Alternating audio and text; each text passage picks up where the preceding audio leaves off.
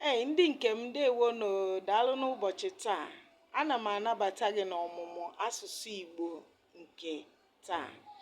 Taa ihe anyị ga-eleba anya na ya bụ ezinụlọ. Ezinụlọ bụ ihe a na-akpọ family.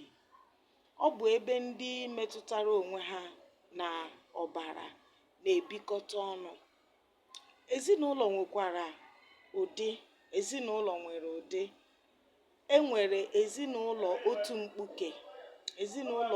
mkpuke. Ihe a na-akpọ ya bụ monogamous or nuclear family. Then ezinụlọ ọtụtụ maọbụ ụbara bụ nke a na-akpọ polygamous family. Then enwekwara ezinụlọ mbisa nke a na-akpọ extended family. Like, share and comment on this video. Join me as we look at importance of family.